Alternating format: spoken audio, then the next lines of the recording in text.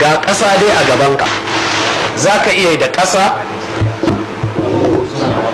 za ka iya yi da ƙasa, za ka iya yi da dutse, za ka iya yi da marmara, amma malamai suka ce dai banda siminti da makamantan abubuwan da wuta ta taba. Saboda haka ga hannayenka haka sai ka haɗa su, sai ka ainihin bugi ƙasa. Cewa da aka yi ka bugi ƙasa ba wai bugu kamare ta kamar taimaka laifi ba, a'a, to bari a faɗi da Hausa mai kyau, ka dafa ƙasa, ka ɗan dafa haka. In ka dafa ai kaga hannunka ya mutsutsuka da ƙasa, to sai ka hure haka. Haka ya zo a cikin sunna, sai ka hure. Saɓani yadda wasu suka ce wai kakkaɓewa za a yi. Nassin hadisin Ammaru ɗan Yasir da ya zo cikin sahihul Bukhari da Muslim, hurewa annabi sallallahu alaihi wasallam ya ce sai ka shashafa fuskarka inda duk ka san kana wankewa alwala, sai ka shashafa ka shashafa ka shashafa, shikenan. Bayan wannan fa, wannan ƙasar da ita ɗin ce za ka bi ka ciccuɗa tsakanin yatsunka haka ɗaya bayan ɗaya haka, sannan ka dawo kuma ka ciccuɗa na hagu haka, shikenan ka gama taimama ba. Don haka in ka fito daga gidanka da safe zuwa aini da asuba za ka tuwo masallaci, ka yi taimama ma wani bai san kayi ba. Amma ba a shafan nan, hadisin da ya ce za a kai hannun bai inganta ba, hadisin da ya ce za a yi double clicking bai tabbata ba.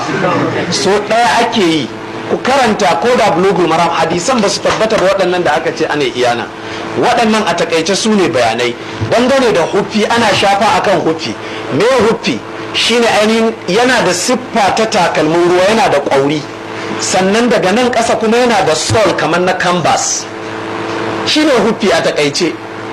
To safa tana ɗaukar wannan hukuncin, hadisai sahihai cikin sunan Tirmidhi. Haka nan in fiqh kake takama da shi yana nan a cikin Jawahirul Iklil, lawwali da sani. To a cikin lawwali din ana iya yin shafa a kai. Shafan nan ana shafar sama ne kawai. In ka dangwalo kayan alwalarka, dama ka sanya ainihin safa, ko ka sanya kayan alwala, ka sanya safa ko ka sanya huffi, in ka zo kawai sai kai haka. Jama'a mun gane wannan da kyau ko? An fahimci wannan da kyau? Sama din nan ne za ka shafa. An gane wannan da kyau?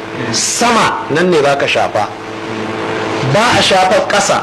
Sayyidina Ali ya ce laukana dinu bin ra'ayi, da ra'ayi ake addini, da a gani na ake addini, ya ce lakana asfalal khuffi aula bil mashi min a'lahu, da kasan hufi yafi dacewa a shafa ba sama ba.